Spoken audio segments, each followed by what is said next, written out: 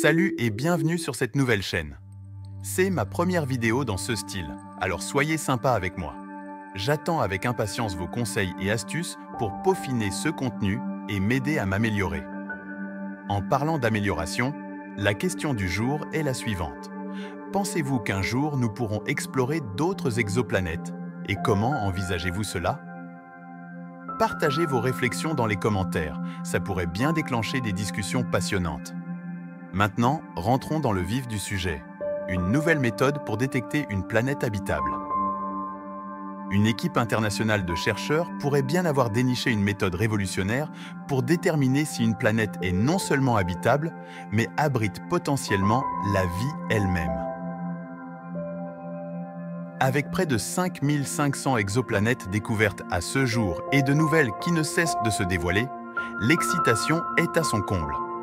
Notre quête pour identifier des planètes potentiellement habitables repose principalement sur la température de leur étoile et la distance qui les sépare de celle-ci.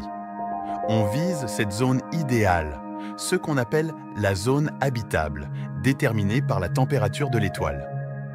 Si une planète s'y trouve, les chances d'y trouver de l'eau liquide en surface augmentent. Et comme l'eau a été le berceau de la vie sur Terre, cela laisse entrevoir la possibilité d'une vie extraterrestre. Cependant, la détection directe d'eau sous forme liquide sur ces lointaines exoplanètes reste pour l'instant un défi technologique à relever.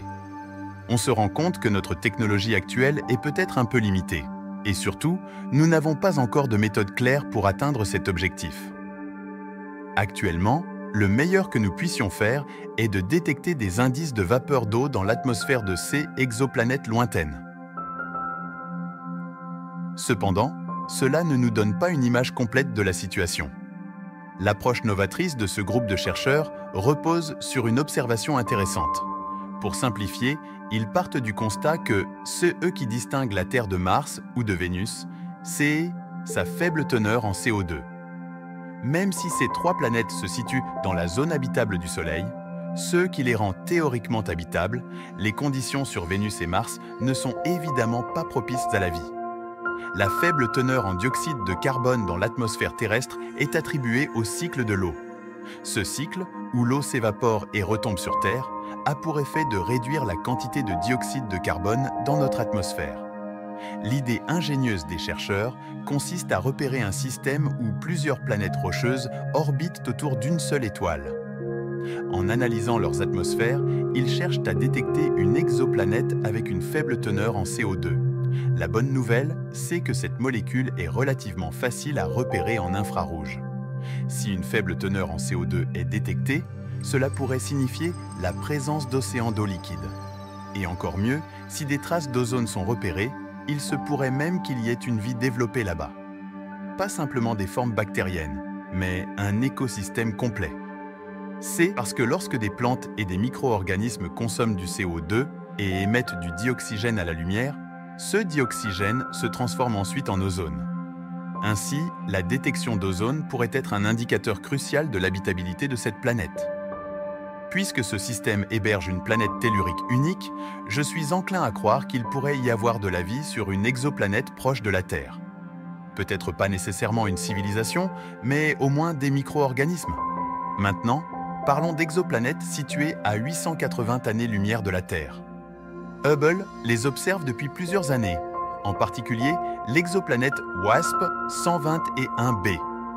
Cette planète, similaire à Jupiter dans notre système solaire, orbite autour d'une étoile légèrement plus chaude et plus massive que notre Soleil, mais qui a une durée de vie plus courte. Malgré sa masse presque équivalente à celle de Jupiter, cette planète orbite à seulement 3,9 millions de kilomètres de son étoile. Pour rappel, la Terre se trouve à 150 millions de kilomètres du Soleil.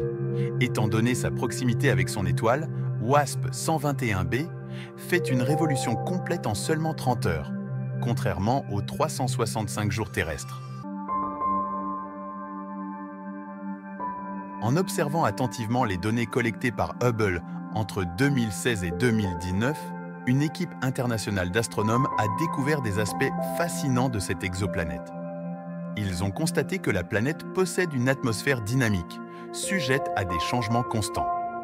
Une analyse détaillée a révélé des températures extrêmement élevées, dépassant parfois les 2000 degrés Celsius dans les régions les plus chaudes.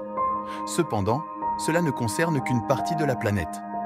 En raison de sa proximité avec son étoile, WASP 121b est verrouillé, présentant toujours la même face à son étoile.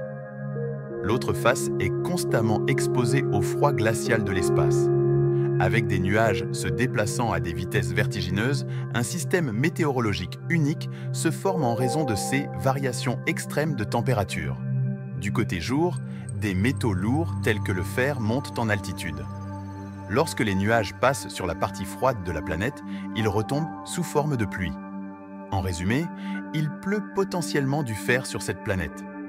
Des cyclones et d'immenses tempêtes ont été découverts à sa surface, ce qui n'est pas surprenant compte tenu des conditions qui y règnent. Les scientifiques ont pu visualiser les conditions météorologiques à la surface de cette planète grâce aux données de Hubble. On peut clairement voir que l'activité météorologique est très intense là-bas. Pensez que quelques décennies auparavant, nous ignorions l'existence d'autres planètes dans l'univers, et aujourd'hui, nous sommes capables d'analyser la météorologie d'une planète située à 880 années-lumière d'ici. En ce moment même, sur cette exoplanète, des vents soufflent à des vitesses incroyables, et il pleut littéralement du fer. Imaginez-vous dans cet environnement tumultueux. Mais revenons un instant dans notre système solaire. Et si notre système solaire abritait une autre planète? Une planète née autour d'une autre étoile. C'est la question que s'est posée un chercheur de l'université de Princeton. Envisagez ceci. Lorsqu'une étoile naît dans notre galaxie ou dans l'univers en général, la matière qui orbite autour de cette étoile peut parfois former des planètes. C'est ceux qui auraient pu se produire pour notre système solaire. C'est ainsi que la Terre a vu le jour. Au départ, un immense disque de poussière et de roches entourait le Soleil, formant éventuellement les planètes que nous connaissons aujourd'hui. Après la formation de l'étoile et des planètes, des événements inattendus peuvent se produire. Il peut s'agir de l'explosion d'une étoile à proximité ou d'autres perturbations gravitationnelles qui éjectent la planète de son système stellaire. Elle voyage alors seule dans l'espace. Les planètes sans étoiles sont appelées des planètes vagabondes. Cependant, les observer n'est pas une tâche aisée, car elles ne réfléchissent même pas la lumière de leur étoile, étant donné qu'elles n'en ont pas. Malgré cela, on a réussi à en recenser près de 500 grâce au télescope James Webb. C'est dans cette démarche que le professeur Amir Siraj s'est interrogé sur la possibilité que le Soleil ait capturé une de ces planètes vagabondes dans son orbite pendant sa jeunesse. Si tel était le cas, cela signifierait qu'il existe d'autres planètes nées autour d'autres étoiles dans notre système solaire. Et il est probable que cela soit le cas. À partir de diverses simulations et calculs, il a conclu qu'une ou plusieurs planètes, de masse inférieure à celle de la Terre, pourraient orbiter dans notre système solaire. Cependant, elles ne seraient pas à proximité, se situant à près de 210 000 millions de kilomètres du Soleil. Pour mettre cela en perspective, notre position actuelle est à 150 millions de kilomètres du Soleil. Alors, oui, je vous l'accorde, ces planètes sont très éloignées. C'est également pour cette raison que, même si elles existent, les observer serait une tâche très complexe. Il est important de noter que ces informations proviennent de simulations et non de découvertes concrètes. Nous avons encore beaucoup à apprendre sur notre univers, et cela souligne à quel point nous sommes insignifiants. Qui aurait pu imaginer qu'à 520 000 millions de kilomètres d'ici, une autre planète orbiterait autour de la même étoile que la nôtre? Bien sûr, il est essentiel de ne pas trop s'avancer sur de telles idées. Malheureusement, nous n'avons encore rien de concret. Et voilà, c'était la première plongée dans ce sujet passionnant sur la recherche de vie extraterrestre et les incroyables découvertes sur les exoplanètes. J'espère que vous avez apprécié cette exploration scientifique fascinante autant que moi. Avant de conclure, n'oubliez pas de partager votre opinion sur la possibilité de voyager un jour vers d'autres exoplanètes. Comment pensez-vous que cela pourrait devenir réalité? Laissez vos réflexions dans les commentaires ci-dessous. Qui sait, cela pourrait générer des discussions intéressantes parmi notre communauté. Si vous avez aimé cette vidéo et souhaitez voir plus de contenu scientifique et d'exploration spatiale, assurez-vous de laisser un pouce bleu, de commenter vos idées et suggestions. Et bien sûr, n'oubliez pas de vous abonner à la chaîne pour ne rien manquer des prochaines vidéos fascinantes.